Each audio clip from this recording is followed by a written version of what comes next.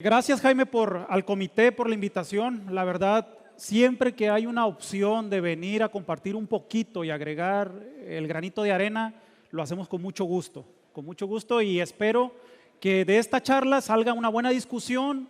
Sobre todo, me gustaría que cuando termináramos salgan con una reflexión de lo que está sucediendo en el campo, lo que estamos haciendo y cuáles son las perspectivas hacia dónde va en el tema de fungicidas.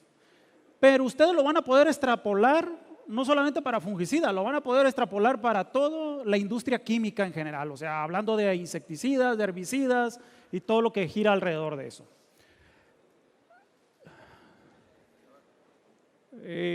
Ya está, perdón. No quiere. Bueno, ahí está ya. Listo. Bueno, miren, yo quiero comenzar esta mañana mencionándoles lo siguiente. Nosotros en nuestra agricultura estamos llenos de retos y oportunidades. Tenemos un país, créanmelo, he tenido oportunidad por cuestiones de trabajo y por cuestiones personales de andar en algunos países de Sudamérica, de Centroamérica, de Europa.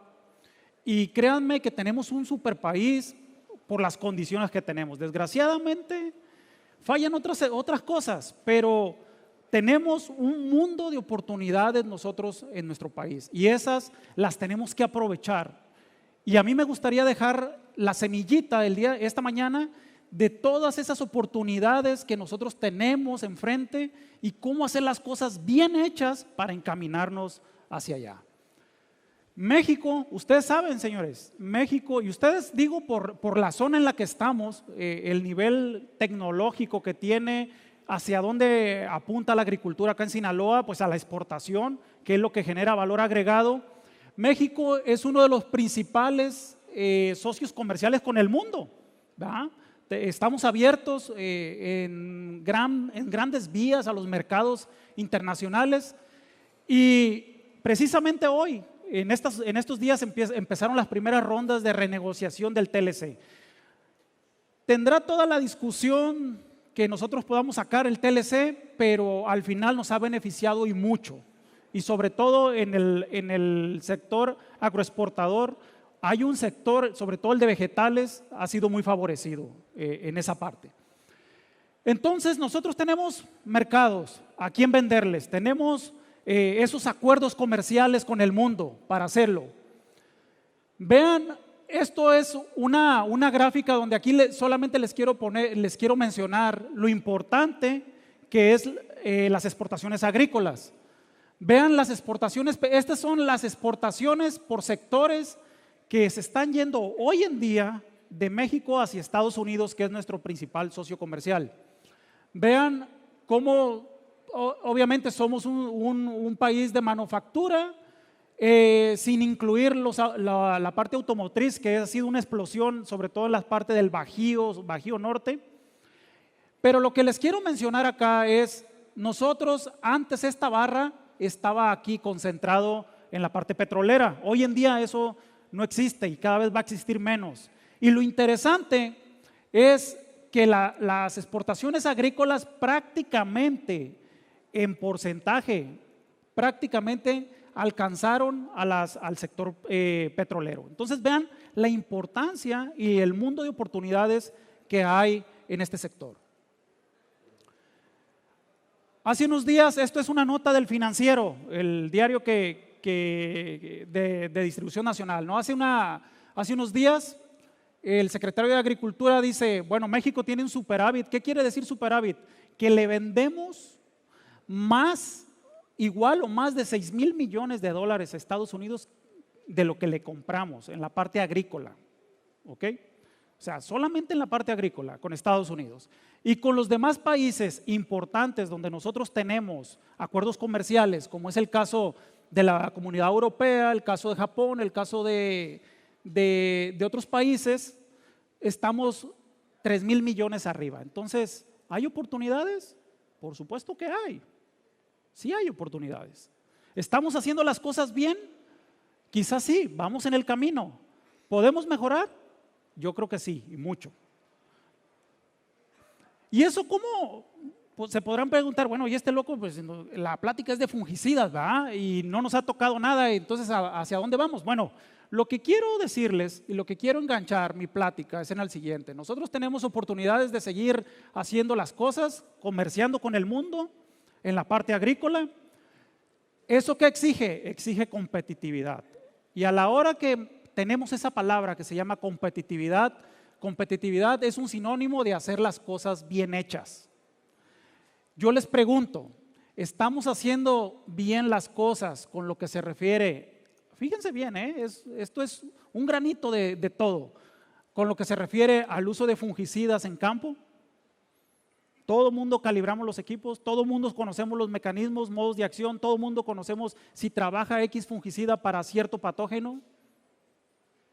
Estamos realmente, cuando tenemos un problema, llegamos en el momento adecuado, rotamos como se debe de rotar, y más aún, la verdad, vengo asustado. Yo le decía a mis compañeros en la mañana, vengo asustado, vengo de una reunión donde se junta la industria, expertos en fungicidas. Yo creo que más elevado que eso en discusiones técnicas no hay, donde se junta la industria y donde se discute qué es lo que viene nuevo para los próximos 10 o 15 años, qué es lo que se está desarrollando a nivel molecular, a nivel micro, donde no se ve incluso en ningún congreso. Y luego vengo de un congreso donde hubo unos paneles, el Congreso Americano de la Sociedad, el Congreso de la Sociedad Americana de Fitopatología, que fue la semana pasada, antepasada, donde hubo mesas completas donde se discutía si fluopiran, si pentiopirat, los grados de resistencia que ya tiene a ciertas cepas de botrytis. Y eso acaba de salir apenas, tiene 3, 5 años. Entonces, vengo asustado porque nos puede pasar lo mismo que nos sucedió cuando llegó azoxystrobin, cuando llegaron las primeras estrovirulinas, crexoxin, trifloxystrobin, que llegaron con buenas eficacias, pero nosotros las acabamos en un horizonte de 5, 8 años. Y hoy me ha tocado tener ensayos en campo donde un tratamiento de Boscalid más piraclostrobin queda prácticamente como un testigo absoluto. Entonces vean lo grave que puede ser todo esto. Y no hay justificante, porque la industria nos sientan enfrente y nos dicen, ¿y qué hacemos? Pues uno puede dar la receta, pero no se trata esto de recetas. Y eso es lo que yo quiero venir a aportar el día de hoy acá. Sé que el tiempo es corto, pero vamos a ver lo que le podemos sacar a esto. Miren, esto es el reloj biológico de la Tierra. Solamente para ponerlos en contexto, para que vean contra qué nos estamos enfrentando. Y bueno, mi antecesor, el doctor, por ahí tocó el tema de Fusarium, el tema de cenicilla, el tema de algunos otros patógenos, pero vean con lo que nosotros nos estamos enfrentando. Se supone que la Tierra, la vida de la Tierra como tal, como planeta, tiene 5 billones de años. Partimos aquí del famoso Big Bang. Partimos y entonces arranca la vida de la Tierra. Tuvo que pasar como 1,5 billones de años cuando viene la vida. Y la vida no es como la conocemos, o sea, son células totalmente rudimentarias que no eran ni bacterias, pues. Eran unos organelos ahí juntos y bueno, tratando de desarrollar. Y viene todo, sigue todo esto caminando. Vienen las bacterias, las primeras bacterias, vienen los primeros multicelulares, eucariotas, vienen las primeras algas, luego los hongos, luego algunos invertebrados, como ahí vienen algunos insectos, plantas, mamíferos, y vean nosotros cuánto tiempo tenemos en la Tierra. Es el cachito, este es el que tenemos en la Tierra, que son miles de años. O sea, es nada cuando nos comparamos con los hongos, con los insectos, con las mismas plantas, no se diga con los microorganismos, con los hongos, con las bacterias. ¿Y eso qué se traduce, señores? Se traduce en evolución. Billones de años de evolución. Entonces, tú puedes llegar con el mejor superfungicida, la mejor superherramienta, puedes tener la mejor superestrategia. Todo eso, nunca vas a alcanzar controles de 100%. ¿Por qué? Porque estamos enfrentados a esto, estamos enfrentados a un proceso de evolución. ¿Qué tenemos que hacer? Aprender a convivir, aprender a manejar los problemas. Eso es lo que tenemos que empezar a hacer. ¿Ok? Y súmenle otro factor a esto. ¿Qué tenemos en los campos hoy en día? Y todo esto empieza con el tema de la revolución verde, ya por los 60s, mejoramiento genético. ¿Por qué? Porque la población del mundo iba creciendo. Y entonces, ¿qué ocupábamos? Alimento. Y si ocupamos alimento, hay que mejorar las plantas para que produzcan más. Pero si queremos que produzcan más, ¿qué vamos a ocupar? Fertilizantes. Entonces nació la industria de los fertilizantes. ¿Qué vamos a ocupar? Insecticidas para proteger esas plantas. Ok, van los insecticidas, fungicidas, herbicidas. Nace, pero nosotros ¿qué tenemos? Una población genéticamente idéntica en campo. ¿Qué quiere decir eso? Que si le da cenicilla aquí, le va a dar a la hoja de que sigue, a la otra planta, a la que sigue, porque todas tienen la misma configuración genética.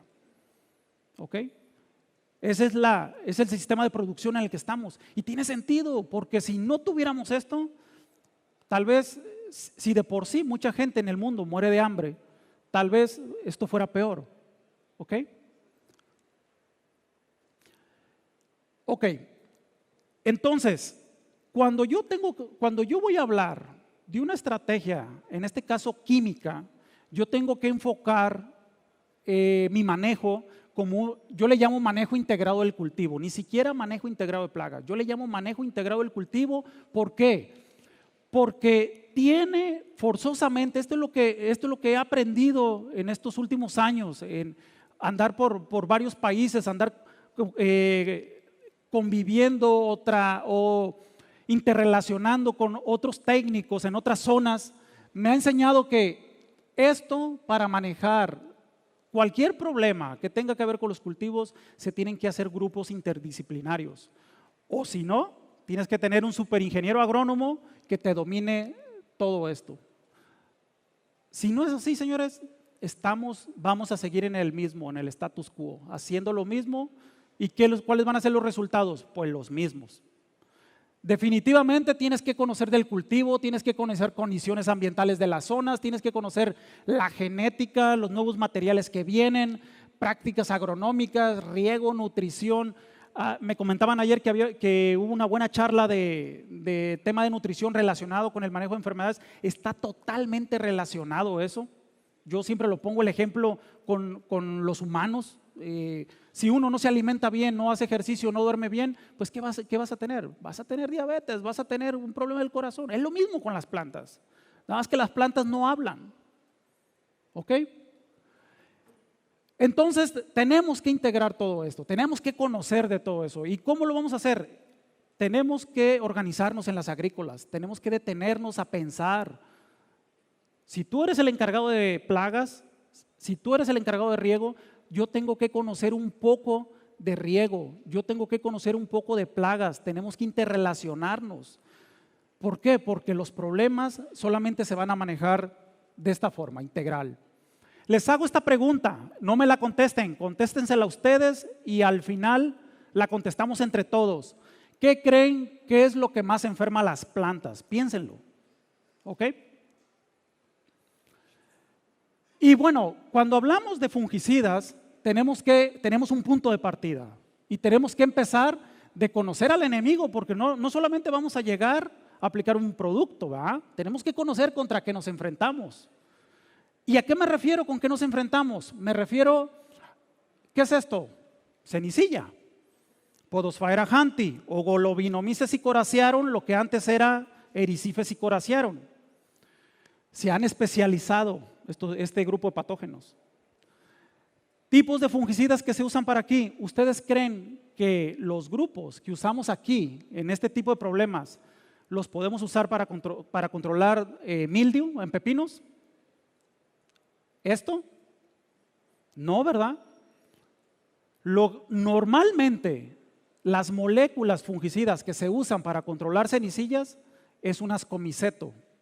No se usan para controlar pseudoperonóspora, es un omiceto. Entonces, si yo no tengo un diagnóstico y no sé contra qué me estoy enfrentando, empiezan los errores. Me ha tocado ver, señores, me ha tocado ver detalles en campo donde me llevan a ver un problema y revisemos la bitácora, ¿qué están haciendo? Y resulta que hay fungicidas que se están aplicando para cenicilla y no tienen nada que ver contra cenicilla. Son para omicetos. Entonces, imagínense ya desde ahí cómo están los problemas. Eso me da a mí una parte para ver la situación en la que está. La que pasó estaba fácil, bien separadas las enfermedades. Si yo tengo experiencia, las reconozco, no hay problema. Pero aquí se empieza a complicar. La foto está un poco desenfocada esta es una lechuga, es una hoja de lechuga. Esto, señores, que se ve aquí es una esporulación de Golobinomyces sicuracearum o ericife, pues, cenicilla, pero lechuga. ¿Ok? Y si les pongo esto, eso no es cenicilla, eso se llama bremia. Y bremia es un omiceto. Y lo que controla ericife, Golobinomyces, no controla, nada tiene efecto sobre esto, sobre bremia. Esto empiezan los problemas. Entonces, ingeniero, no controló, le subí la dosis, o hice 2 aplicaciones seguidas, o lo mezclé con no sé qué, o sea, empiezan a hacer un mundo de cosas tirando el dinero, pues. Al final eso es. Todo lo que se ve, relativamente fácil de manejar. El problema es cuando tenemos estas situaciones. Normalmente, aquí vienen complejos. Normalmente vienen complejos. Complejos, Phytophthora entrando, luego viene Fusarium, luego viene Rhizoctonia y ciertos complejos de ese tipo. La cosa también no está fácil. ¿Por qué? Porque si bien hay formulaciones para aplicarse al drench, lo que controla Fusarium, lo que controla Rhizoctonia y lo que controla otra cosa que puede haber ahí abajo, no controla Phytophthora. Entonces, si yo voy a definir un control, obviamente hay que tener un diagnóstico correcto de los propágulos que tengo en suelo. Ya que lo tenga, entonces, ok, tengo mis poblaciones de Phytophthora full, pero también tengo Rhizoctonia full. ¿Qué voy a hacer? ¿Cómo voy a armar mi estrategia? ¿Ok?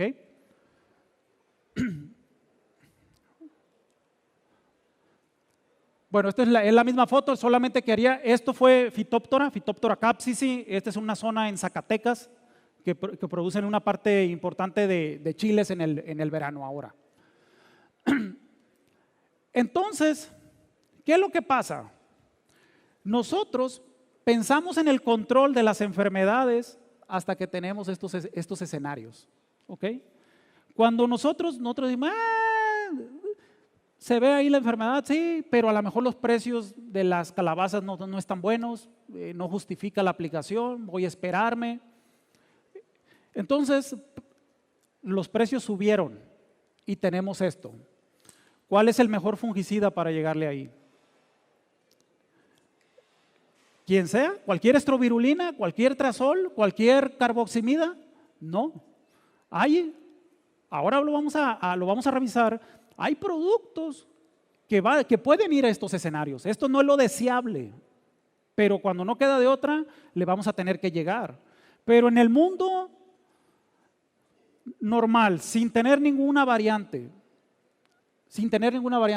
esto no debería de ser donde nosotros arranquemos una estrategia de control químico.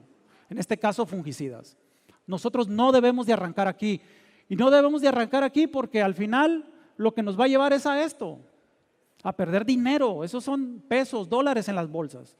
¿Por qué? Porque vas a llegar con un material donde vas a hacer una aplicación que te cuesta a lo mejor 1,000 pesos, 800 pesos por hectárea, no controla, y luego tienes que aplicar otra vez otro a los 3 días y no controla. Y ¿ves cómo va evolucionando eso? Pero entonces, ¿qué sucede? ¿Qué hacemos? Pues bueno, tenemos que entrarle a conocer esto. ¿Por qué, señores? Porque miren, cuando ustedes ven los síntomas en campo respecto a las enfermedades, cuando ustedes ven los síntomas en campo, cuando ustedes ven esto, ya sucedió todo esto. Desgraciadamente, y digo desgraciadamente, hasta cierto punto, porque hoy en día, créanme que esto va caminando muy rápido. Ahorita les voy a poner otro ejemplo. Ya el hongo, la espora llegó, germinó, entró a la planta, está viviendo adentro, se está alimentando, pero no hay síntomas todavía. Cuando nosotros vemos la mancha en la hoja, cuando nosotros vemos el síntoma en la hoja, en el fruto, en el tallo, en donde sea, nosotros ya ahí no podemos hacer nada, nada, con fungicidas. No se puede hacer nada. ¿Ok? Nosotros tenemos que ir a estos escenarios, a quitar esto. Por eso, en las etiquetas de los fungicidas, ¿qué es lo que ustedes ven? ¿Cuándo dice que se aplique? Aplíquese cuando se vean los primeros síntomas. Claro, porque como no tenemos manera de saber si ya entró el hongo, pues las primeras plantas que me indiquen primeros síntomas, significa que las demás plantas que se ven, entre comillas, sanas, tienen todo esto, ¿ok? Y que tarde que temprano va a aparecer esto. Entonces, si yo no reconozco, cuando menos, los periodos de incubación de los principales patógenos en mis zonas, ¿cuánto se tarda desde que llega, desde que aparecen las primeras plantas en el invernadero, en la malla sombra, en el campo? ¿Cuánto se tarda el hongo en presentar síntomas? ¿5 días, 4 días, 10 días? Porque cuando yo detecto eso, entonces yo ya sé si tengo golobinomices, si tengo podosfaera, si tengo pseudoperonóspora, yo ya sé que tengo 5 días para actuar, tengo 3 días para actuar, tengo 8 días para actuar. ¿Y eso en qué impacta en el uso de un fungicida? Impacta y mucho. No todos los fungicidas se mueven igual. No todos los fungicidas trabajan sobre la misma estructura del hongo. Y ahí es donde viene el aprendizaje de nosotros para poder tomar una decisión inteligente y decir, yo tengo un problema de cenicilla y yo detecté mis primeras plantas en el monitoreo que hice tal día, entonces yo voy a tener tantos días para accionar. Lo mismo pasa con las plagas. Si ustedes calculan las horas calor de las plagas, sucede lo mismo. Pueden adelantarse. Créanme, no hay de otra, de verdad que no hay de otra. O seguir haciendo lo mismo. Comprar un fungicida, aplicarlo sin saber en qué etapa, ni en qué momento, ni fijarme qué molécula, y tal vez le atine, pero tal vez no le atine, y otra vez eso va al bolsillo. Y eso significa lo que les decía, ¿verdad? No todos los fungicidas trabajan en la misma estructura que el hongo forma para crear la infección. Hay fungicidas que inhiben aquí, otros que trabajan aquí o aquí entre esto. Muy pocos trabajan en esto, prácticamente ninguno. ¿Y qué implicaciones biológicas tiene conocer todo esto? Miren, Libellula taurica o Idiopsis taurica, pues. En tomate, altas humedades relativas, este tipo de patógenos ocupa bajas humedades relativas para germinar solamente, pero ocupa altas humedades relativas para penetrar. Y es ahí cuando vemos esa infección que se prende. Pero la baja humedad relativa ya me hizo que el hongo ya está en latencia, ya germinó. Está esperando nada más la condición para entrar a la planta. ¿Ok? Pero este hongo tiene una particularidad. Tiene un tipo de micelio endofítico. Endofítico significa que el micelio, la espora germina, entra y no hay esporulación. ¡Sorpresa!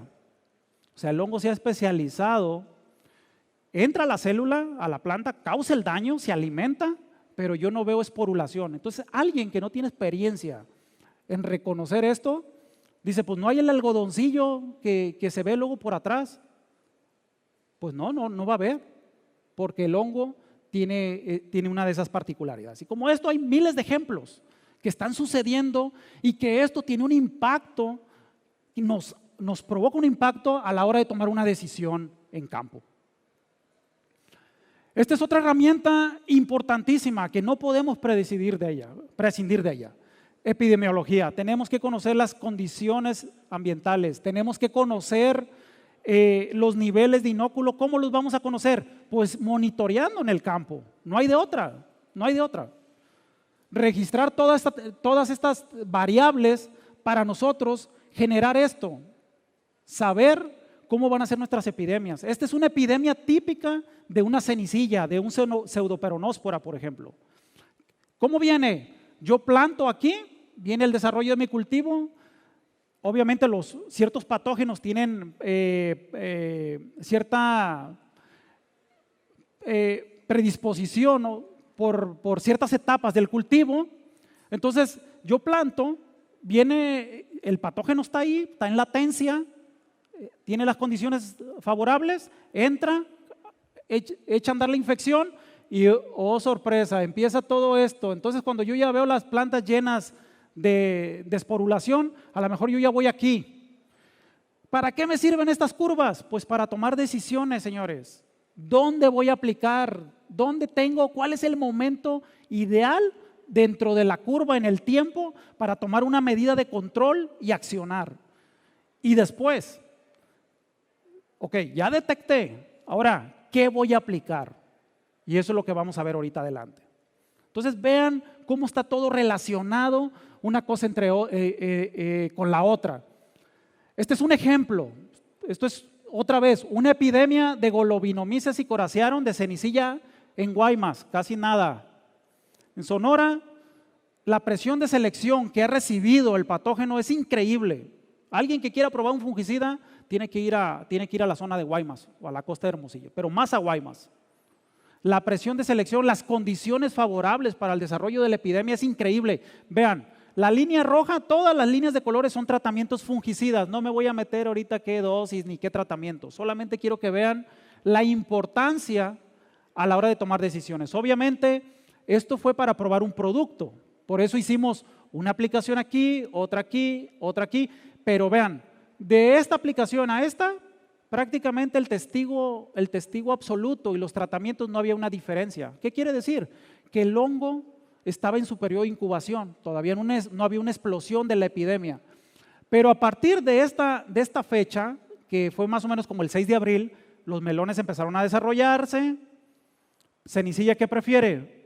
Plantas, obviamente le da las plantas a las plántulas también en Guaymas, pero prefiere plantas adultas. Entonces se viene desarrollando y vean cómo el testigo absoluto empieza a crecer, pero vean de aquí para adelante, vean el pico de la curva.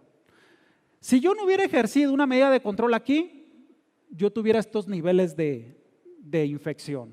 Y tomar una decisión acá, con un nivel de infección la cosa no está fácil, se complica. Entonces sí, ingeniero, ya apliqué Luna, ya apliqué Fontelis, ya apliqué Rally, ya apliqué Amistar Gold, ya apliqué todo y no controla nada. No, pues no va a controlar. No va a controlar porque estás acá. ¿De qué me he dado cuenta, señores? ¿De qué me he dado cuenta? Me he dado cuenta, y esto estuvo como la parte importante de ahora en el congreso que estuve la semana pasada. Este tema, hubo muchos trabajos que se expusieron, claro, porque esto la gente lo está viendo en otras partes del mundo, está viendo que le tiene que entrar a todo esto. Y entonces, ¿a qué le tienes que entrar? A hacer modelos de predicción en campo. Y esos modelos de predicción, hace 10 años, 15 años, pues se veían muy lejos. ¿Por qué? Porque ocupas trampas casesporas muy especializadas, que son caras. Ocupas una estación meteorológica básica, ocupas algunas herramientas para hacer esos modelos y obviamente ocupas a alguien que conozca un poquito de estadística para hacer ese tipo de modelos. Entonces se veía muy lejos. Es como ahorita los carros esos que se manejan solos, los autónomos. Hace 5 años ni soñarlo y ahorita es una realidad. A lo mejor en 3, 4 años vamos a tener carros que se manejan solos. No en México, no creo, pero en otras partes del mundo está sucediendo y va a suceder. Esto pasa lo mismo, exactamente lo mismo. Yo creo que hoy la predicción es una herramienta que nos va a ayudar y lo tenemos que hacer. Y les quiero platicar el summary de lo que vi la semana pasada. Se presentaron varios trabajos en diferentes patógenos y resulta que siempre había el comparativo de aplicaciones día calendario. ¿Qué significa? Lo que todo mundo hacemos. Yo planto, empieza mi temporada, llueve o truena, yo abro mis aplicaciones, por ejemplo aquí, 7 días después, si hay o no hay cenicilla, yo voy a aplicar. ¿Por qué? Porque yo ya sé que en otros años sí, pero ahora tenemos un factor que se llama clima, que está cambiando todo otra vez. Entonces aplicas. A lo mejor ni había presión, ni había inóculo, pero ya hiciste una aplicación en 100 hectáreas de tomate, en invernaderos en pepinos, ya aplicaste. Luego, 7 días, vuelvo a soltar mi otro riflazo. Y lo peor, le dice, oye, ¿y tú rotas lo que haces en el calendario? Sí, ingeniero. Mire, me dijeron que no hablara de marcas. Pentiopirat, y luego apliqué Fluopiran, y luego apliqué piraclostrobin. Y si yo te dijera que no estás rotando nada, lo único que rotaste fueron los nombres comerciales. Entonces imagínate las decisiones que estás tomando, aparte te está pegando doble vez en el bolsillo, ¿ok? ¿Qué fue lo interesante? Ya hubo gente que empezó a presentar modelos para muchas enfermedades. Obviamente los modelos tienen que ser regionales, tienen que ser en las zonas, desarrollados en las zonas, pero ya una trampa para cazar esporas, platiqué con un chino ahí y las andaba vendiendo ya en $200. ¿Y para cuántas hectáreas? No, con esto cada 3 hectáreas una trampa es suficiente. Entonces la cosa va caminando y va acercándose a tener herramientas. Y lo que les quiero decir es que la diferencia en infección entre aplicaciones día calendario y aplicaciones con un sistema de predicción andaba más o menos en una diferencia en el número de aplicaciones como de 10, en promedio de lo que me acuerdo, dependiendo del patógeno. Andaba como de 10, la diferencia de aquí a acá. ¿Pagará desarrollar modelos de predicción en las zonas?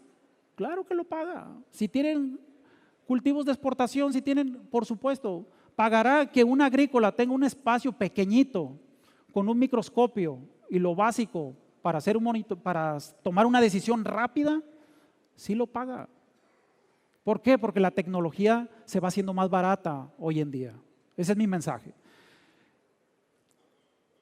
Ahora, la reducción, ¿dónde creen que hubo más infección? ¿En las aplicaciones 10 calendario o con el modelo de predicción? Obviamente hubo como un 5 o 10% más de infección en los ensayos que se hicieron con modelo que con día calendario. Pero si yo ya reduje 10 aplicaciones y mi diferencia en infección es no más del 5 al 10%, pues es cuestión de afinar el modelo nada más, pero por ahí van. O sea, no hay diferencias, ¿ok? Bueno, yo ya decidí, voy a ejercer un control y yo ya decidí que voy a usar un fungicida, ¿ok? Yo ya decidí que voy a usar un fungicida. ¿Qué es lo que tenemos en los mercados, señores? Este es un panorama así muy general. Miren, los fungicidas ya se venían usando, de hecho, hasta en la Biblia vienen algunos pasajes, ¿no? Donde se mencionan ya algunos fungicidas que obviamente la gente no sabía que eran fungicidas, pero de producto, de algunos químicos que ejercían un control, sobre todo en la uva, ¿no? Que se usaba para hacer vinos. Empieza con los inorgánicos. ¿Inorgánicos cuáles son? Azufre, cobre, y que hasta hoy en día se siguen usando. Más adelante les voy a explicar las bondades, pero también las desventajas que tiene usar ese tipo de productos. ¿Y cuándo hay que manejarlos? ¿Por qué hay que aplicarlos? ¿Y por qué sí y por qué no? Luego vienen los 1900 y vienen los primeros orgánicos sintéticos. Aquí vienen los ditiocarbamatos, como es el Mancozeb, el Maneb, el Tirán, vienen los clorados, clorotalonil, que todavía lo tenemos hoy en día en los mercados. Viene todo ese grupo de fungicidas. Pero este grupo de fungicidas, y ya aquí ya les empezamos a llamar fungicidas, aquí, a partir de aquí. Pero ese grupo de fungicidas resulta que son muy buenos, van a inhibir, a matar a ciertos patógenos en diferentes rutas, pero no tienen selectividad en algunas ocasiones. Y me refiero a selectividad, llámese cultivo, llámese los humanos, mamíferos, perdón, llámese incluso otros organismos. ¿Qué quiere decir? Que se puede ir a las grasas, acumulación en las grasas, y te puede afectar. Así como afecta al hongo, también afecta a tu célula. Y entonces es por eso que este grupo de productos ha sido muy cuestionado en el mundo. Y sobre todo Europa viene muy duro con esto. ¿Por qué no los han sacado? Porque si los sacan, resulta que acá no tenemos ningún multisitio. Ningún multisitio. Si los sacan, ¿cómo vamos a manejar los temas de resistencia? Se acabaría el asunto. No podríamos. Luego tenemos en los 60s, ya con la Revolución Verde, vinieron los primeros sistémicos. Todos este grupo son estos son unisitios. ¿Qué pasó? Pasó que de los 900 a 1960, la gente, los investigadores empezaron a descubrir que estos productos pues no tenían esa selectividad que se buscaba, afectaban al ambiente, afectaban incluso a las plantas, y entonces se decide que la industria busca productos más selectivos, que solamente afecte la célula del hongo, que no le cause daño a la planta, pero vino otro problema. Estos de acá van y inhiben la actividad metabólica del hongo o las rutas donde se muere el hongo en varias rutas. Estos de acá. Estos solamente van a una ruta. Si esa ruta sucede el problema de resistencia, se acabó el producto. No hay manera ya. Bueno, sí hay maneras, pero esto se los voy a explicar ahora más adelante.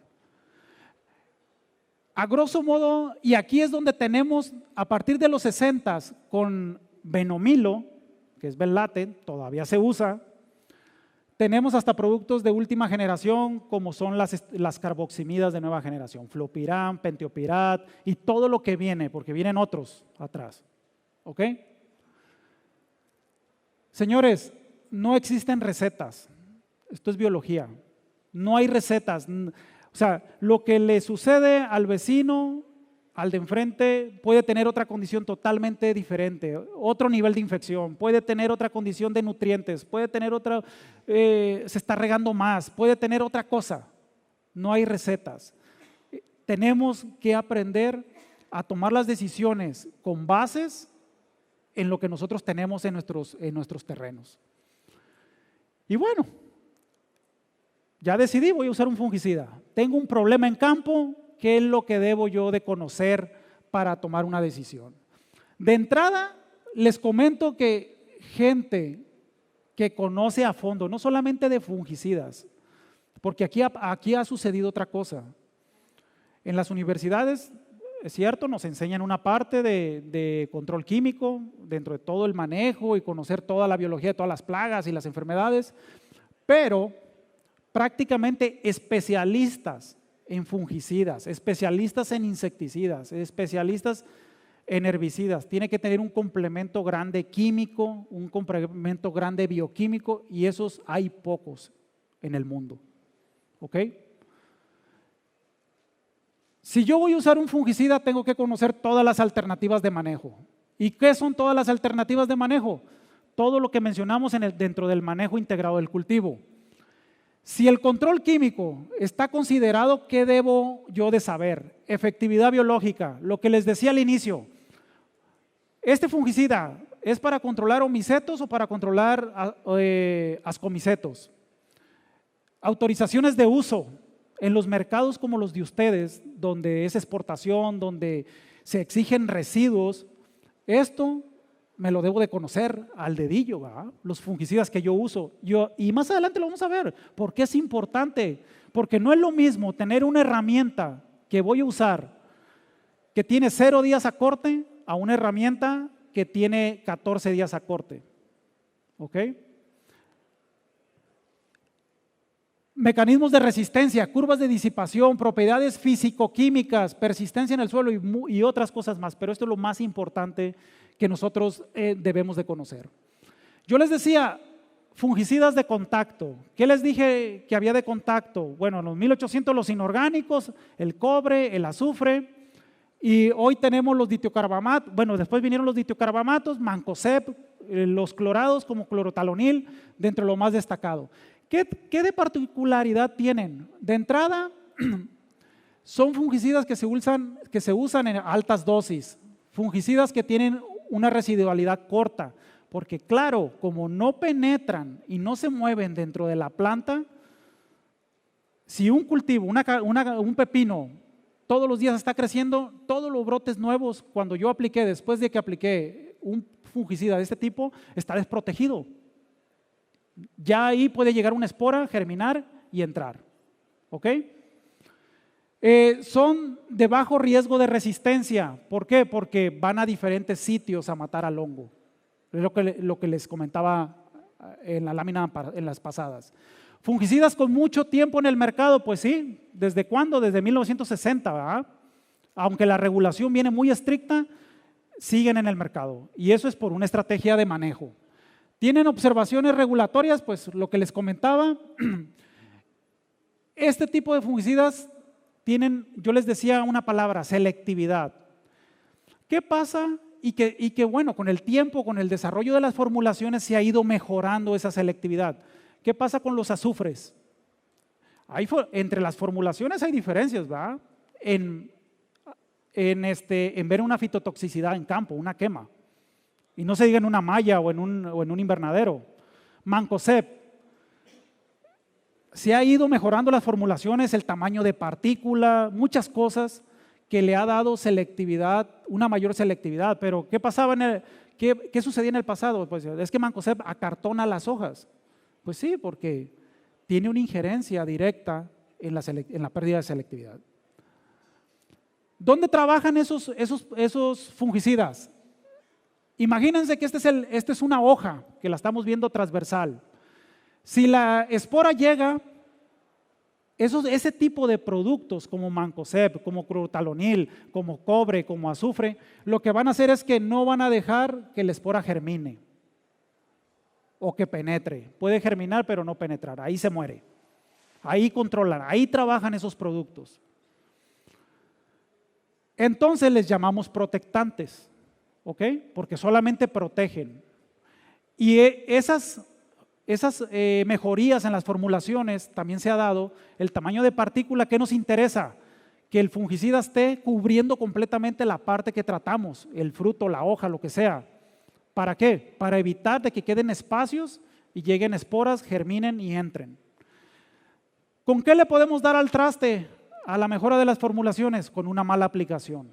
Si yo uso una boquilla de abanico plano, yo voy a tener gotas muy gruesas y a mí lo que me interesa tener es gotas finas en el caso de fungicidas y sobre todo de este tipo de fungicidas. ¿Ok? Cobertura. ¿Trabajan acá? No trabajan, señores.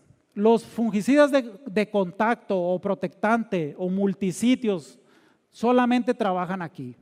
Adentro de la hoja nada. ¿Ok? Entonces, viéndolo en un modelo suponiendo que cortamos la hoja, este es los sistemas de conducción, aquí es donde quedan, protegiendo la superficie de la hoja. ¿Qué les dije? Después de los 60 vienen los unisitios, más selectivos, sí, pero tienen un gran problema. Solamente van a matar al patógeno en una ruta, o sea, a inhibir un proceso solamente crítico para la supervivencia del hongo. Solamente uno. Y entonces cuando vienen los problemas donde aplicamos sin conocimiento y dizque rotamos, pero no rotamos nada, rotamos el producto comercial, ¿qué es lo que viene? Resistencia. Y cuando un fungicida de estos presentó resistencia, prácticamente va a estar fuera de los mercados. ¿Ok?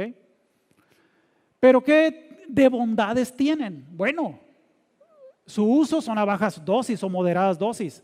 ¿Cuánto van a ver?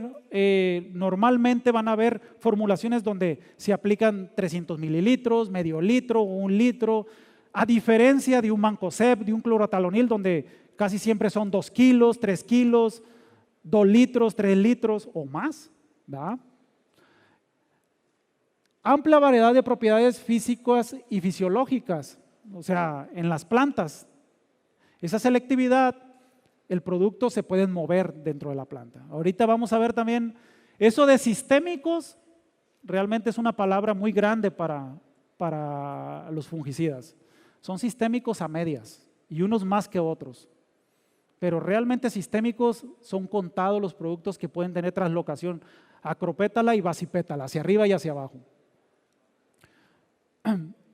¿Dónde trabajan? La gran diferencia con los de contacto es que ahora sí, este tipo de productos son curativos, no son solamente, son protectantes o preventivos y son curativos. ¿Qué significa? Que toda la infección que ya tengo adentro de la hoja, aunque no haya síntomas, el producto está trabajando ahí y la está controlando. Y todo lo que está llegando también. Ahora, dentro de esta gama de productos hay unos que trabajan más hacia acá y otros que trabajan más hacia acá. Ahora vamos a ver cuando menos los principales, ¿no? Y entonces aquí tenemos una gama más amplia, ¿va? Penetrantes, hay productos que son unisitios, que penetran pero no se mueven, pero sí están dentro de la hoja. Hay otros translaminares. ¿Quién no ha escuchado las estrovirulinas, las carboximidas? Son productos más translaminares. Bueno, ahora las carboximidas tienen un poquito, algunas tienen una acción sistémica, no todas, pero algunas son más sistémicas. Los triazoles, por ejemplo, miclobutanil, difenoconazol, tebuconazol, ¿qué tienen? Movimiento vía xilema. Y ahí podemos mencionar algunos otros más, ¿ok?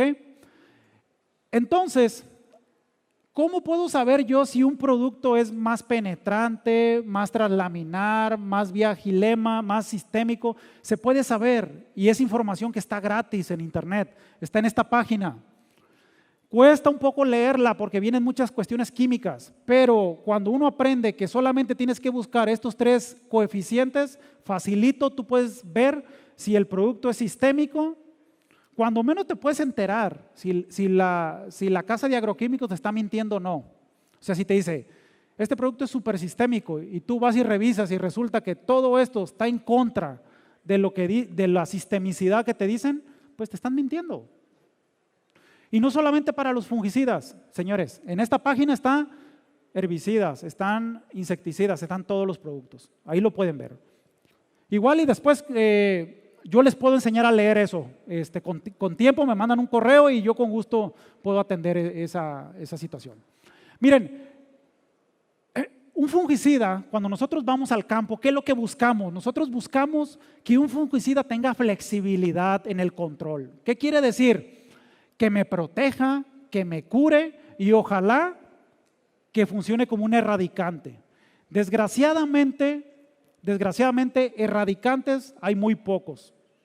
De hecho, no, son 2 o 3 productos los que hay y no se venden en México. Puede haber algún sistémico unisitio que tenga cierto efecto erradicante, pero erradicante como tal no hay. ¿Ok?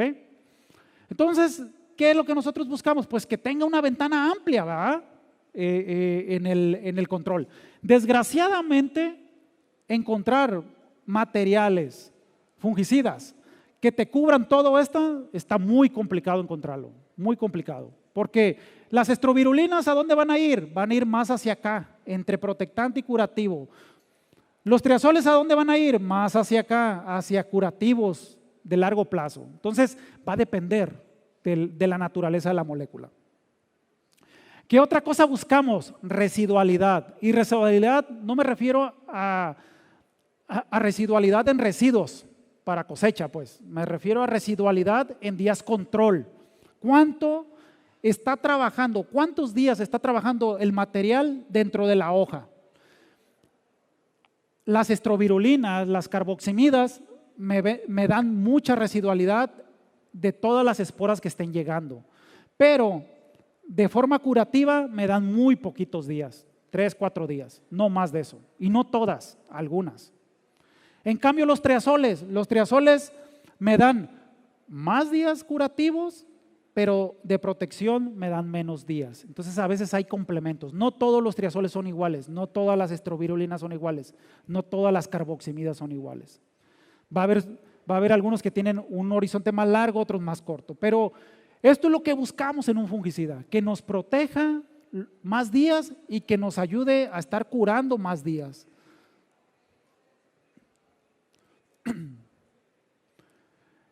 Hay algo importante dentro del manejo, dentro del movimiento de los productos. Yo les decía aquí que es importante el movimiento. Muy pocos productos, de hecho, fisiológicamente, el modelo fisiológico dice que todos los productos pueden subir y bajar. En la práctica, eso no es cierto. Los productos suben. Hay un fungicida, fosfetilaluminio, Aliet, que está comprobado que tiene movimiento hacia arriba y tiene movimiento hacia abajo. Pero los demás, todos es hacia arriba en la corriente transpiratoria de la savia. ¿Ok? ¿Por qué? Porque hay muchas condiciones ahí que las afectan, sobre todo este tipo de cosas, que no me voy a meter ahorita a desglosar todo por cuestiones de tiempo, pero que todo esto puede afectarte el movimiento de los productos. Otra cosa importante, sobre todo esto es importante para el movimiento translaminar, es la capa cerosa que tienen las hojas. ¿Ok? La capa cerosa de las hojas determina si una molécula, el movimiento translaminar que tiene es más rápido o menos, más eficiente o menos eficiente. También está dado por todas estas condiciones y puede mejorar o puede perjudicarle en algunos casos todas estas condiciones que están acá abajo. Solamente acá les quiero mencionar, miren, esta es una tablita que hice, es el movimiento de triazoles en la planta, es un ejemplo también. Esta información yo la saqué de la página de internet que les mencionaba, ahí está. Y entonces yo quería ver cuál era el triazol que más rápido se movía en una planta.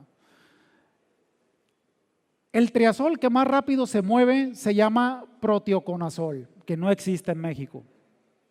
El segundo triazol que más rápido se mueve por los coeficientes que tiene se llama miclobutanil. ¿Ok?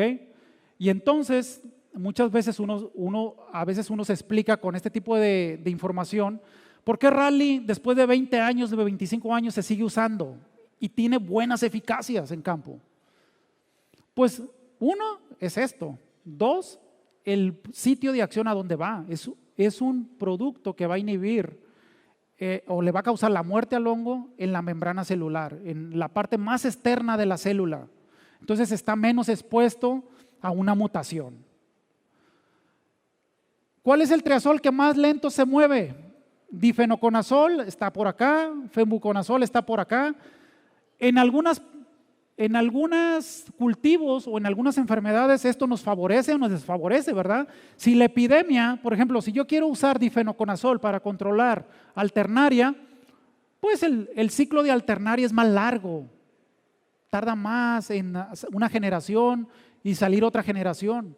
Entonces yo puedo usar este tipo de triazoles que por cierto tiene muy buena eficacia para controlar esos problemas.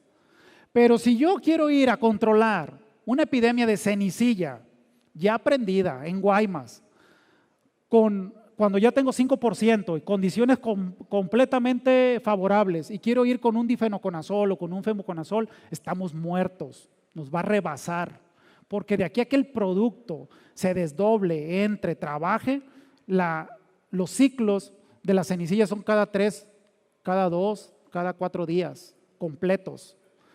Y desafortunadamente esos ciclos no se produce una espora, se producen millones de esporas. Entonces estamos fuera, ¿verdad? Bueno, aquí no me voy a detener, es prácticamente lo mismo de la gráfica. Aquí me voy a detener un poquito solamente para mencionarles que en el mercado nosotros podemos encontrar diferentes ingredientes activos. Por favor, consulten, hay una página que se llama, es la página del Comité de Acción de Resistencia en español, o FRAC en inglés. Es gratuita, está en internet, existe para insecticidas, existe para herbicidas, donde vienen todos los grupos químicos. Vienen por ingrediente activo, viene el grupo químico. Esa es clave, no se la tienen que aprender todas, señores. ¿Por qué? Porque en esa tabla vienen, ustedes seleccionen los que manejan en su zona nada más. Selecciónenlos y digan, ok, yo tengo estos fungicidas para controlar omicetos y estos para controlar todo lo demás. A ver, de estos activos de Bayer, de BASF, de DuPont, de Dow, de todas, ¿cuáles son del mismo grupo? Entonces vayan haciendo ustedes agrupaciones para que permitan tener una diferenciación de los grupos químicos. ¿Y eso en qué va a implicar? Va a implicar en que pueden tener, vamos a poner un ejemplo, cenicilla. ¿Qué tenemos? Triazoles, estrovirulinas y carboximidas ahora de nueva generación. Las carboximidas y las estrovirulinas, ¿dónde trabajan? Aquí, señores, en las mitocondrias. Los triazoles, ¿dónde trabajan? En la pared celular.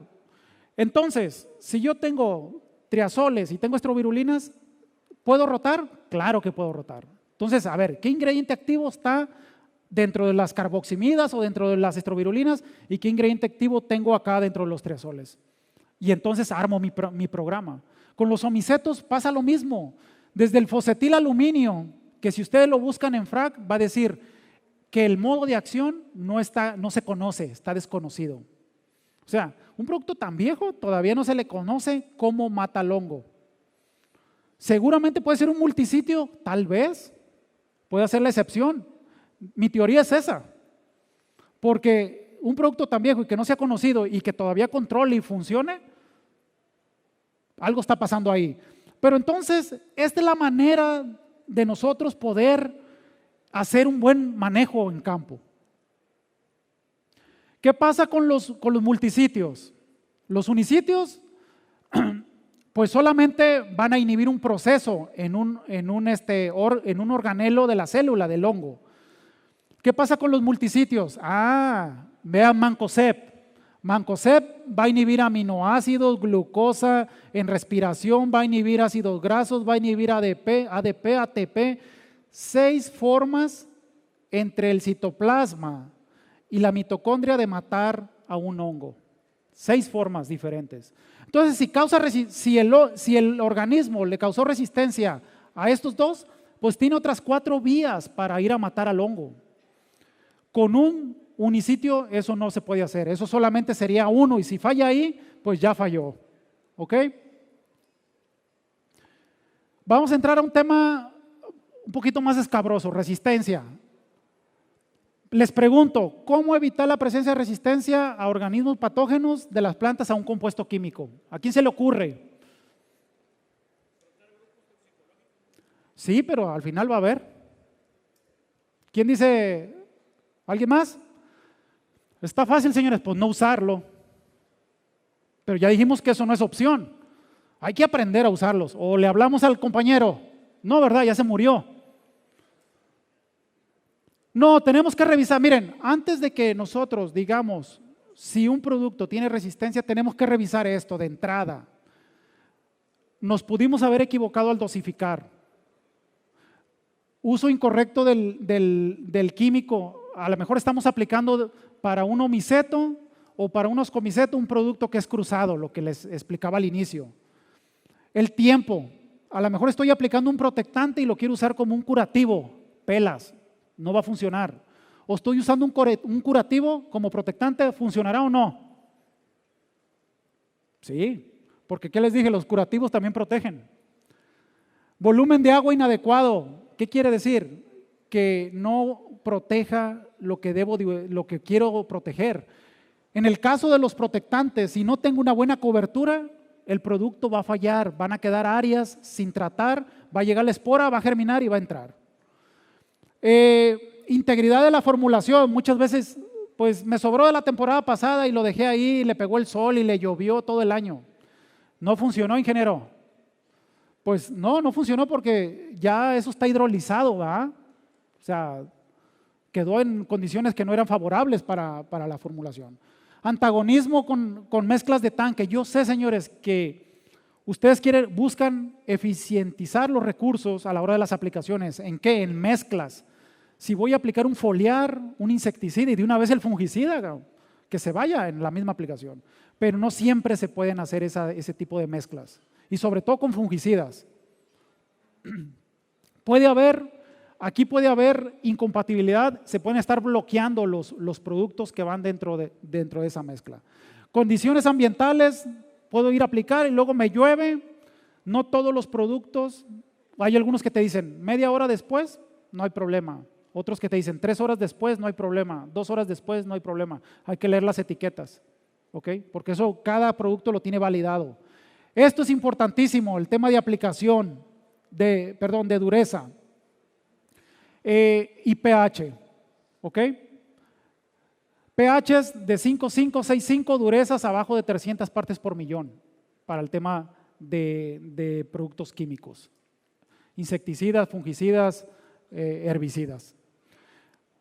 Una mala aplicación de equipos sin calibrar también nos va a meter ruido, ¿no? La resistencia, perdón, anótenla y la terminamos porque se me está acabando el tiempo para concluir, para no extenderme. Perdón. El tema de resistencia, ¿cómo lo vemos nosotros en campo? Bueno, la resistencia hay dos formas de verla. Hay una resistencia que está dada por múltiples genes, que se llama cuantitativa, o resistencia cualitativa, que se da por un solo gen. Los multisitios, mancozeb, clorotalonil y algunos unisitios caen dentro de este lado. Es lenta, se va dando gradual. Los unisitios más disruptivos que van sobre todo a respiración se da de este lado. ¿Qué quiere decir? Lo que yo les comentaba al inicio. Estoy asustado porque Pentiopirat en Estados Unidos no fue una sola charla, fueron varias universidades que decían resistencia, no controla botritis. Yo lo he visto en México, claro que controla. Es el problema que se le ha metido de presión de selección al uso del patógeno. Voy a brincarme algunas. Obviamente el patógeno también tiene mecanismos de resistencia, cómo saca el fungicida de su célula y cómo lo desecha, pues, se defiende, ¿verdad? Este es el más común, señores, y esto es lo que está pasando hoy en día, mutaciones. Esto es a nivel genético, a nivel de DNA. Esto no lo vemos, pues. ¿Qué es lo que pasa con el tema de resistencia? El tema de resistencia es, en el campo, naturalmente hay una población que ya es resistente. ¿Qué es lo que hacemos cuando llegamos con un fungicida en este caso? Lo único que hacemos es seleccionamos esa población. ¿Qué quiere decir? Matamos los susceptibles y dejamos los resistentes. Esos resistentes dan descendencia, le heredan esa resistencia a los hijos. Imagínense una cenicilla que cada 4 días tiene millones de esporas nuevas, pues los problemas se van haciendo más grandes, ¿no? Este es el mecanismo de resistencia más común. Hay otros como la destoxificación, hay otros como es la sobreexpresión del sitio de acción, la exclusión del producto. Al final, este es el tipo de tablas que si yo fuera el responsable en una agrícola de manejar enfermedades, debería de yo tener. Grupo químico, modo de acción o mecanismo de acción o sitio de acción, la actividad, si es curativo, si es protectante, si es erradicante, la residualidad en días control, cuántos días me tarda controlando, y el estatus de resistencia. Toda esta tabla ustedes la pueden sacar, gran parte de ella, de la página que les recomendé del FRAC en internet. Está totalmente gratis.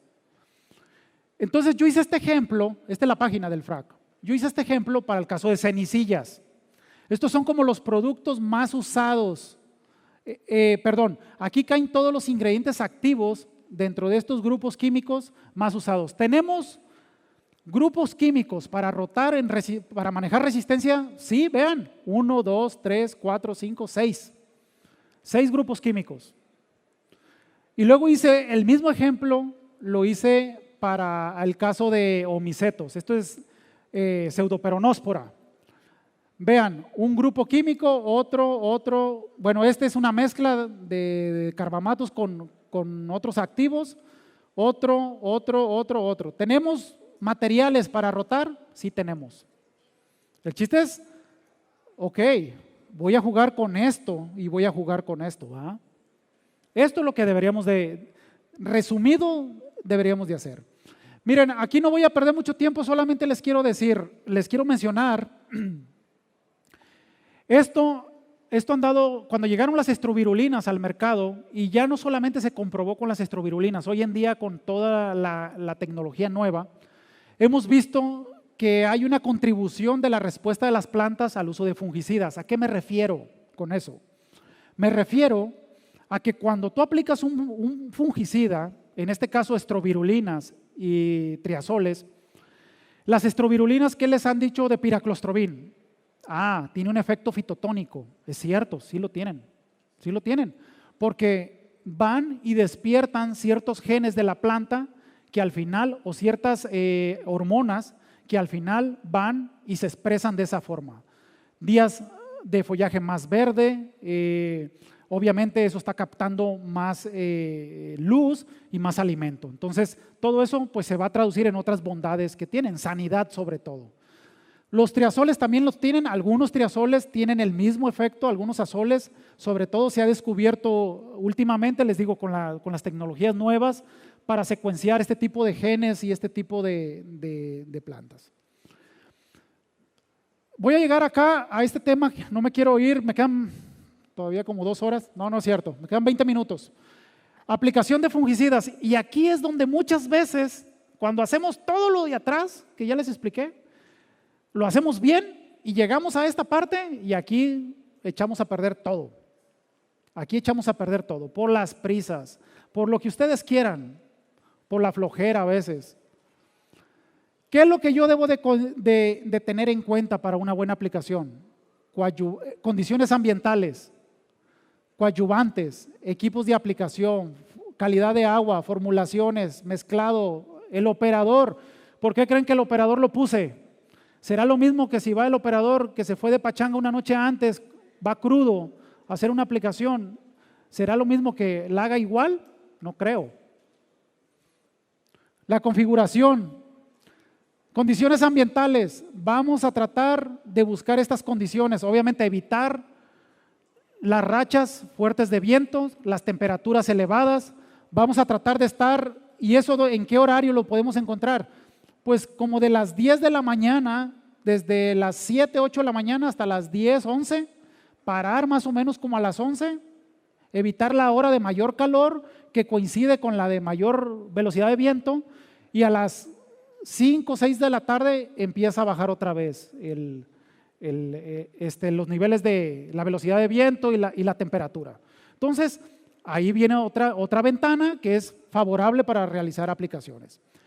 Tema de coadyuvantes.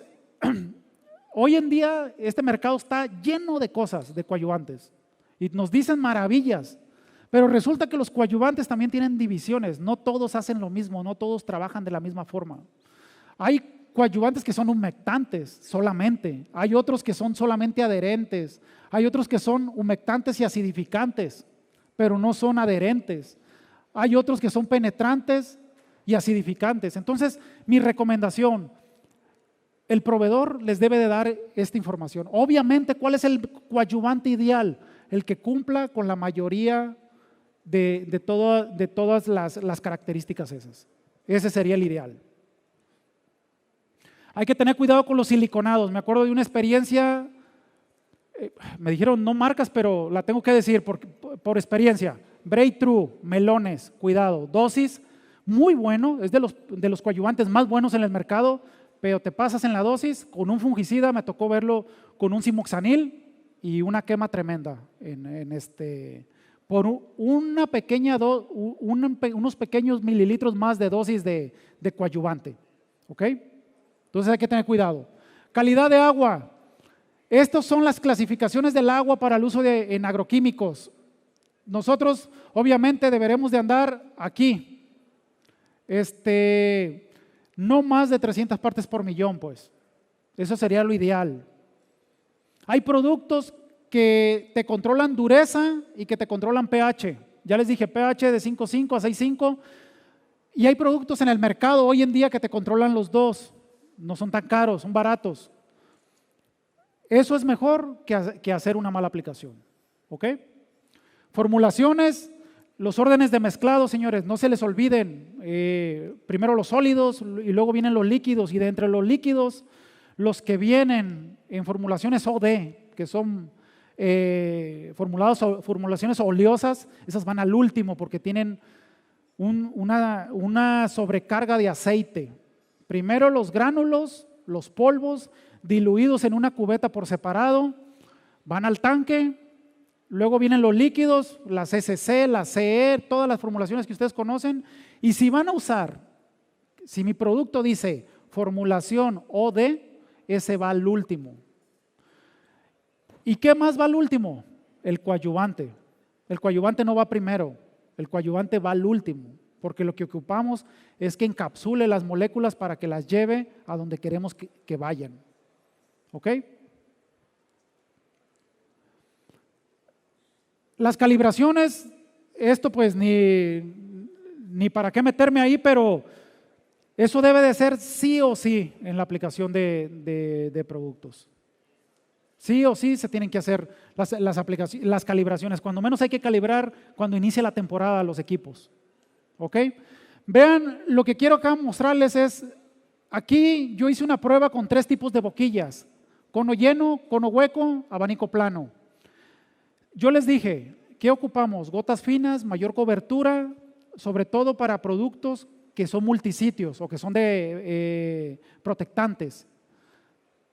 Definitivamente, en el caso de fungicidas, este es el mejor tipo de boquilla que deberíamos de utilizar. ¿Qué tiene de inconveniente? Que si yo uso esta boquilla en una condición de una ráfaga, de ráfagas de viento fuertes, pues esto hay deriva, ¿verdad? Hay un exceso de deriva o una temperatura elevada, pues eso se va a evaporar. Entonces, por eso las condiciones son importantes a la hora que les mencionaba. Les puse acá abajo cultivos 3D, porque hay mucha discusión. Y cultivos 3D, yo sé que tal vez acá ustedes no habían escuchado, pero en Europa hay una discusión, no solamente de DAO, de todas las empresas, porque a las etiquetas, los cultivos 3D, ¿cuáles son? Es cuando tú tienes una masa foliar, tienes un ancho, un largo y un alto, frutales, o los tomates en invernadero, o todo lo que tenga tercera dimensión, por eso cultivos 3D. Entonces hay mucha discusión, esto es histórico también, en que si se diluye más, que yo volumen a volumen, que cuántos mililitros por litro. Créanme que eso es un tema como para una plática especial para eso. Aclarar el tema de las dosificaciones en diluciones, en dosis por hectárea y ahora con esto, en 3D, en masa foliar. En Europa, yo creo que esto no va a tardar mucho en que las etiquetas para ciertos cultivos venga cuántos litros de producto por cuántos metros cúbicos de masa foliar, así le van a poner, ¿ok? Esto ya fue una discusión que ya viene de 3, 4 años para acá, intensa.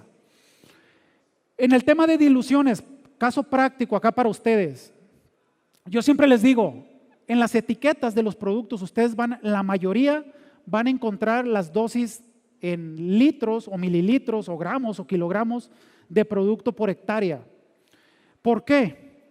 Porque cuando nosotros hacemos los estudios de efectividad biológica, en el desarrollo, nosotros calculamos las dosis así, como era como un estándar. Y al calcular las dosis así, cuando yo lo quiero hacer por dilución, es otro rollo. ¿Por qué? Porque lo más seguro es que vas a subdosificar o vas a sobredosificar. Y entonces tenemos problemas, o no controlamos o estamos metiendo presión de selección y haciendo que aparezca resistencia más rápido. ¿Ok?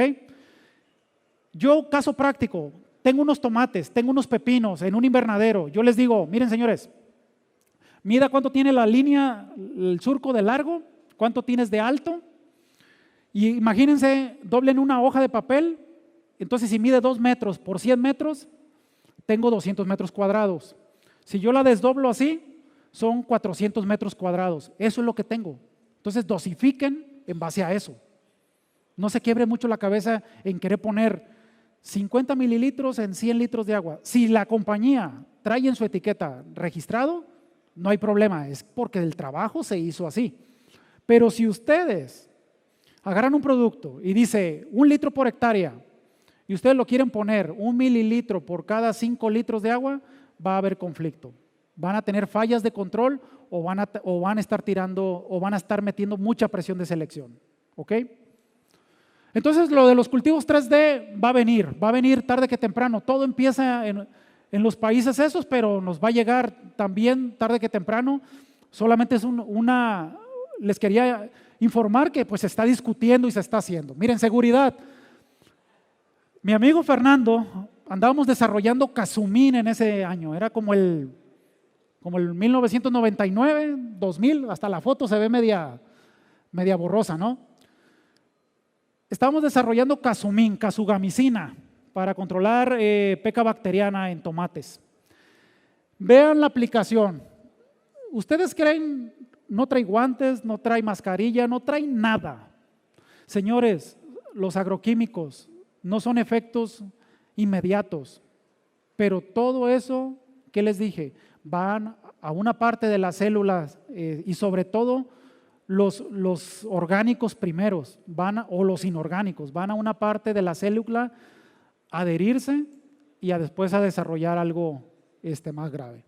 Esa la tomé en Sinaloa, en Los Mochis, me acuerdo de una pista ahí de unos aviones, no quiero balconear a nadie, es para que vean lo que no se debe de hacer. Vean, el muchacho trae guaraches, ya aquí ya se le tiró el producto, vean, y eso es, créanmelo, este es un problema en todo México, donde sea. Hay que tratar, yo sé que a ustedes acá por el tema de las certificaciones y todo eso pues los exigen, pero hay que tratar de evitar este tipo de escenarios. Yo les decía que era importante conocer a veces los días a cosecha, los intervalos y todo eso. ¿Y por qué es importante? Porque miren, yo tengo ciertos activos para controlar cenicillas, por ejemplo, o tengo ciertos activos para controlar omicetes en pepino. Si yo ya conozco el grupo químico al que pertenecen, ¿ok? Yo ya sé dónde trabajan los triazoles, dónde trabajan las carboximidas, dónde trabajan los carbamatos, dónde trabajan las estrobirulinas. Si yo ya conozco eso, entonces yo conozco también los intervalos a cosecha, eso viene en las etiquetas. Ejemplo, si yo voy a cosechar dentro de 3 días y tengo una presión de cenicilla y necesito pararla, porque si no, eso se me puede subir, si me espero, se me puede subir, pero voy a cosechar dentro de 3 días. Yo tengo una gama de productos, ¿yo podría aplicar tebuconazol matrifloxistrobil?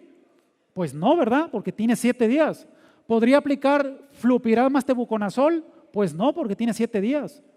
Entonces, ¿qué me queda? Me quedan estos 2, o me quedan este y este. Ahora, sigamos razonando.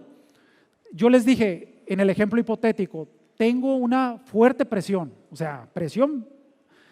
Me serviría lo mismo aplicar un Boscalit con un piraclostrobin que tienen movimiento translaminar muy limitado, a tener un quinoxifen con un miclobutanil, en el caso de cucurbitáceas, donde miclobutanil, yo les dije, es uno de los triazoles más rápidos, donde tengo un quinoxifen que tiene una fase de vapor y que me va a ir a lugares donde no hay translocación, llega el producto. ¿Qué aplicaría? ¿Esto o esto? Pues obviamente lo que se mueve más rápido, porque quiero ir a parar la infección. Ahora voy a poner otro escenario. Tengo baja presión, pero también ya tengo 3 días a corte. pues ya este está descartado. Entonces, ¿qué me queda? Me queda pentiopirat, me queda fluxapiroxat y me queda buscalid con piraclostrobin. Entonces decido qué hacer, pero esa decisión ya va a tener un sustento, va a estar basada. ¿Y dónde la voy a amarrar al final? En esto. Y si queremos ir más allá, la tengo que amarrar en esto. Esto se llama la EPA, esto es en Canadá y esta es la Comunidad Europea. Si mi producto va a ir a Estados Unidos, yo tengo que fijarme en esto, las condiciones, todo lo que hablamos al inicio que está atrás de esto, fijarme en esto y luego amarrarlo con esto. Esa es la cadena que hay que seguir. ¿Se imaginan cómo empezamos de lo más simple y lo vamos llevando hasta lo más complejo? Pero al final así es como tienes que tomar las decisiones. Y eso te va a dar dinero en tus bolsillos. Si empiezas a tomar decisiones de este tipo, con argumentos, y no nada más porque vino mi compadre y me dijo que pentiopirat o azoxystrobin le funcionó muy bien a lo dobles de dosis y yo voy a aplicarlo a la doble de dosis. Empecemos a quitarnos esa idea, señores. Esa idea. ¿Qué es lo que viene, señores? Anótenlo porque esto no está en ningún lado. Estas fueron las 3 moléculas que se anunciaron de forma ya oficial que viene nuevo a los mercados. Pero aquí viene la mala noticia, no viene para todos los mercados. Todo empieza en cereales en Europa y luego viene para Estados Unidos o a los mercados grandes como Brasil, el Cono Sur, y luego ya empieza a llegar con nosotros. Fenpicoxamid es un ingrediente activo nuevo, va a trabajar en mitocondria, pero diferente a lo que es carboximidas, diferente a lo que es estrovirulinas, diferente a eso. ¿A qué va a ir? Ascomicetos. De primer momento va a septoria, en el caso de trigos, cebadas, en cereales, y en segundo momento va a ir a manejar Mycopharela fijiensis, cigatoca negra en plátano. ¿Ok? Pero no quiere decir que después no vaya a ir, así empieza el desarrollo de los productos. Después va a ir a otros cultivos. Este fue otro material que se presentó, pidiflumetufen. ¿Ok? ¿Por qué le pongo estos nombres? Porque hoy los ingredientes activos se están bautizando con nombres. Ese es un tema ahí de patentes de las compañías.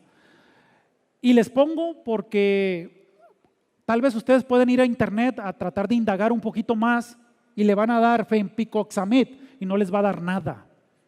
O le van a dar pidiflumetufen y no les va a dar nada. Pero si le teclean esto, sí les va a dar información. Porque ya hay información ya pública, ya estos materiales se están lanzando en el mundo, en los mercados que les comento. Este de aquí creo que sí ya viene para botritis, vi resultados, coletotricum, sobre todo en berries y en algunos frutales en Estados Unidos. Bixafen, este producto ya tiene muchos años en Europa, en cereales, pero ya fue anunciado en Estados Unidos, ya en el mercado americano, donde viene para usarse en ascomicetos. Hubo algo que me llamó mucho la atención dentro de las innovaciones, que es lo rico de este tipo de eventos, una nueva tecnología en las formulaciones, una formulación que venía de estos dos activos, es una carboximida, se llama fluopiran, con una estrovirulina que se llama trifloxystrobin, y es una tecnología que viene en la formulación, o sea, en la formulación hubo una mejora de los aditivos que va a la planta a causarle como un efecto antiestresante. Entonces, es el efecto fungicida más el efecto antiestresante que le da estos compuestos que están actuando en la planta, ¿no? Biofungicidas, esto creo que ya se está probando incluso en México. Es una compañía que está en California y que ya está haciendo algunas pruebas por acá. Viene para omicetos, pero bueno, al final es un bacillus y creo que ustedes entienden bien ese mercado. Miren, ¿Cómo vienen las cosas? ¿Cuál es la perspectiva y qué es lo que viene? Vean, este es el número de compañías que hacían agroquímicos en los años 50, los años 60. Aquí empezó todo. Vean el número de compañías que había, los 70, los 80, los 90, los 2000 y los 2010 y el 2020 ya mejor lo digo bajito, porque si aquí hay 4 o 5, creo que van a ser menos. De las compañías que hacen investigación, que le meten lana a desarrollar productos nuevos como los que les mencioné anteriormente, son pocas y de estas van a quedar más pocas, ¿ok? Entonces la perspectiva, señores, no es tan buena, ¿por qué? Y a lo que voy es, tenemos que cuidar lo que tenemos, las herramientas que están hoy en los mercados, tenemos que maximizarlas. ¿Por qué? Esto es lo que le cuesta a una compañía X que hace investigación desarrollar una molécula en el tiempo, en dólares. En 1995 costaba alrededor de 150 millones de dólares desarrollar un producto. En los años 2000 cuesta prácticamente lo doble. O sea, 15 años después, de acá a acá, cuesta lo doble hacer una molécula nueva. ¿Vienen cosas nuevas? No vienen muchas. Y si vienen para llegar a nuestros mercados, lo más nuevo que puede venir es en un horizonte de unos 5, 6, 7 años. Lo más nuevo. De ahí empiécenle a contar. Entonces, lo que tenemos hoy en día, en el aspecto de fungicidas, no va a venir nada nuevo. Si nosotros, con todo lo que les he conversado esta mañana, no tomamos decisiones racionales, meditadas, con argumentos, obviamente técnicos, nosotros vamos a seguir haciendo lo mismo y nos vamos a acabar el parque. Y les voy a platicar una experiencia que está pasando con herbicidas, malezas, gramíneas, en el caso de cereales, trigos. Solamente hay 2 grupos químicos. Los 7 activos que hay en el mercado mexicano están en 2 grupos químicos. Un grupo químico tiene 3 y el otro 4. Hay gente en muchas zonas donde han hecho mezclas, dosis, hay resistencia cruzada, resistencia múltiple. O sea, hay una zona de trigo donde en Mexicali, que es una zona donde es de monocultivo, es o siembras trigo o no siembras nada en esa tierra, no se puede sembrar otra cosa. Y hay problemas en esos terrenos, hay monocultivo. Entonces, ¿qué solución le vas a dar al productor? No hay, porque ya te quemaste todo, porque alguien atrás fue y recomendó una bola de cosas sin sentido, sin pensar, que resolvieron problemas mediáticos, pero otra vez no podemos seguir pensando a 2 a 3 años, tenemos que pensar en horizontes largos, ¿verdad?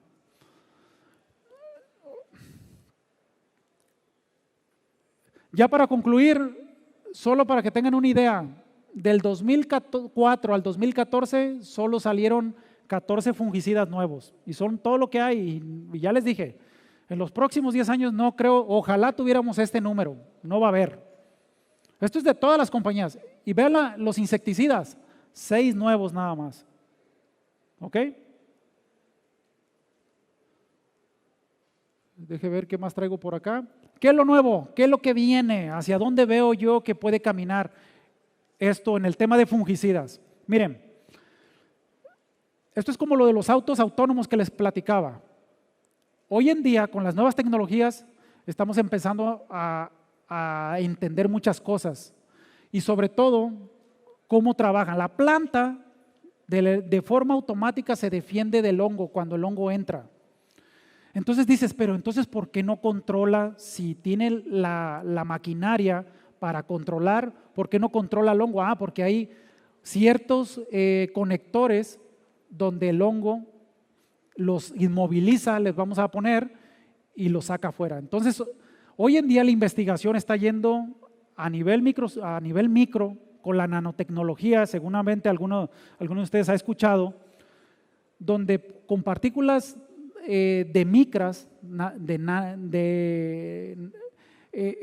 muy pequeñas, se va a empezar a trabajar con formulaciones, se va a empezar a trabajar a nivel quirúrgico. Hoy en día un doctor puede operar viendo al paciente aquí con unos lentes y el paciente lo está operando un robot en un hospital en la India y el doctor está en Estados Unidos. Hoy en día eso se puede hacer. Hoy en día una impresora de 3D puede imprimirte un corazón o puede imprimirte una prótesis, una válvula, pero no un corazón, una válvula para un corazón. Entonces todo eso hacia allá va. ¿Cuándo va a llegar? No lo sé, pero eso hacia allá va. Esa es la tendencia, eso es lo que yo leo del mercado y eso es lo que yo creo que va a venir hacia adelante. Se me acabó el tiempo. En la conclusión, el control químico de las enfermedades deberá ser la última medida a considerar, no la primera. No empecemos al revés. Cuando se decide el uso de un fungicida deberá considerarse como una herramienta que interactúa con múltiples factores. Hay que dominar esos factores. Y recuerden, señores, mente abierta a todo lo nuevo que venga. Nada es imposible. No hablamos de los drones ahorita, pero esa es otra cosa que va a venir fuerte. La respuesta a la pregunta que les hacía, ¿qué es lo que más enferma a las plantas? Ya para cerrar, si lo analizan, lo que más enferma a las plantas muchas veces sí es cierto, el clima, el cultivo, las condiciones, todo eso. Pero lo que creo yo que más enferma a las plantas es el desconocimiento de nosotros mismos. A veces la arrogancia que tenemos, a veces que no tenemos la humildad o la actitud para pedir un consejo o para tomar el consejo de alguien de una manera proactiva. Eso es lo que yo creo que más enferma a las plantas. Todo empieza aquí. Estos son unos campos de trigo en Europa, todo empieza ahí para los fungicidas. Todas las compañías aquí arrancan, en estos escenarios, todas. Y de aquí se va extendiendo para el mundo en cultivos hortícolas, frutícolas, en todo lo demás. ¿Preguntas? Sí, por favor. Otra vez les pido que se levanten y se identifiquen, por favor, y que sea una pregunta muy dirigida, por favor. Adelante.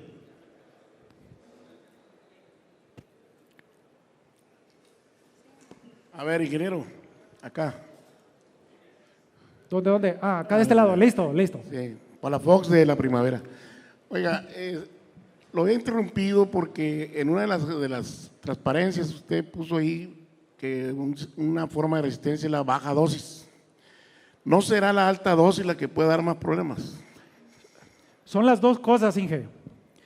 La baja dosis, ¿por qué? Porque yo estoy subdosificando, entonces no estoy matando, pero le estoy ya dejando en la genética del hongo, le estoy diciendo, sé resistente a este producto. Mira, no te mata. Y a altas dosis también por presión de selección. O sea, por los dos lados nosotros vamos a crear resistencia. Por los dos lados. Ok, gracias. Con gusto.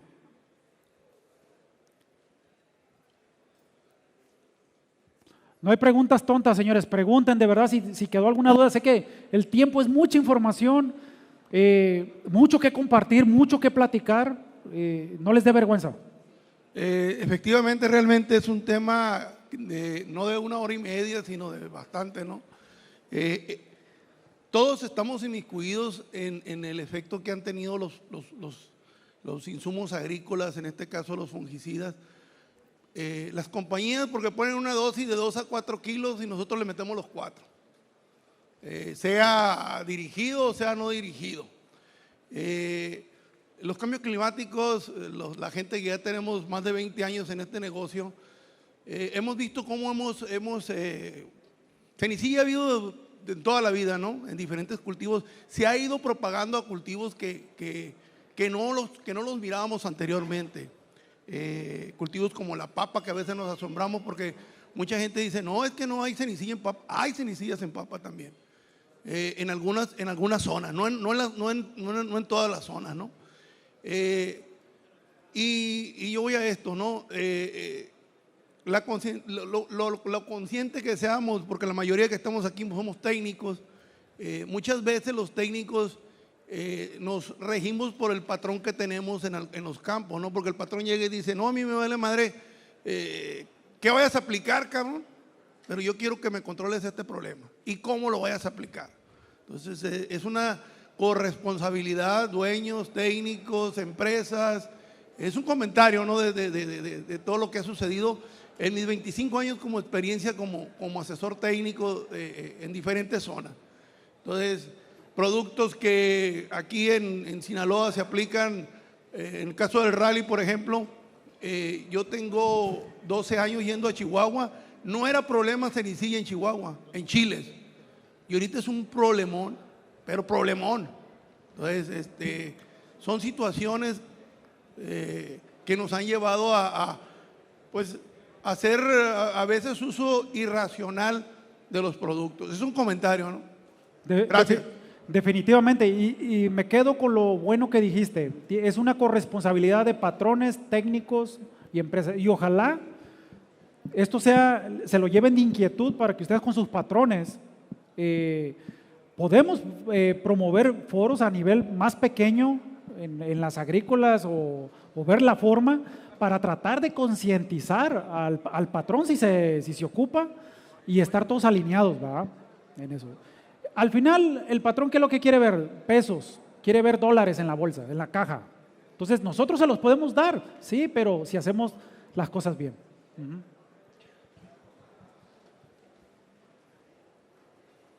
¿Alguna otra pregunta? Aquí hay.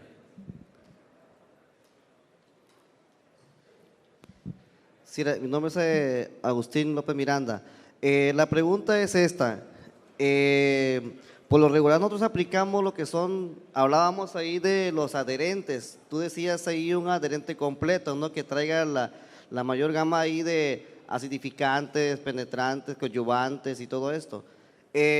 Por lo regular, en campo, el adherente lo metemos al principio por la cuestión de bajar la alcalinidad o regular el pH para que no tenga alteraciones el producto al momento de la mezcla que hacemos en nuestro recipiente, ¿no? De aplicación. Pero, ¿por qué? Porque trae completo el adherente, como tú decías, que venga más completo, que traiga acidificante y que traiga coadyuvante. Aquí el detalle fue, por ejemplo, que tú mencionabas de encapsular y meter el adherente de último. Sí, y qué buena observación, la verdad sí, es una buena observación. Los productos que traen, hoy en día, no todos los productos traen el acidificante, ¿va? Para mí, es muy personal, para mí los adyuvantes que normalmente no son, o nomás son penetrantes con acidificantes o tienen una característica con el acidificante, para mí no son los mejores productos. O sea, para mí lo correcto es primero acidificar con un producto especial para acidificar, para controlar sales, porque lo otro que tienen es que no controlan sales. Y se me pasó a decirles que lo más peligroso es el tema de sales, más que el pH, en el tema de agroquímicos. Se me pasó a decirles, entonces lo correcto es que tú uses el acidificante, acidifiques tu agua, empiezas a mezclar. Y ahora sí, uses el coadyuvante, le llamamos coadyuvante, pero engloba muchas funciones, es penetrante, dispersante, adherente, pero normalmente no es acidificante. Hoy en día los nuevos productos traen como eso, y si es así, claro que tendría que ir primero el producto, lo que tú mencionas, sí, definitivamente. Pero si vas a usar Boga, si vas a usar Inex, si vas a usar Breakthrough, si vas a usar toda esa gama de productos, eso sí, acidifica, bajas pH, neutralizas dureza, haces el mezclado y entonces sí, el coadyuvante que te mencioné tiene que ir al último para que obtenga lo mejor. Ok, gracias. Nada más ahí también te quiero agradecer ahí la aportación de los cultivos en 3D. No hace falta ir a Europa. Aquí lo estamos manejando ya en los chiles y los tomates. ¿Por qué? Porque aplicamos por arriba y después tenemos que cachetear. Y en vez está la duda de, oye, ahora ya es cacheteo, ahora ya es más agua, ahora qué concentración voy a utilizar. Y esa información nos va a servir mucho en campo, adicionado con las observaciones de que veamos incidencias de plagas para verificar qué concentración vamos a aplicar ahora. Sí. Claro, por supuesto. Y yo creo, lo único que vamos a tener que hacer nosotros es, de una forma ya estandarizada, cuando llegue, pues hacer para que en la etiqueta venga veas tú que por tantos metros cúbicos de masa foliar que tengas en unos pepinos, en unos tomates, cuánto tienes que meter de producto, ¿va? Sí, claro. Ahora todo es a prueba y error, pero eso tiene que hacerse bien.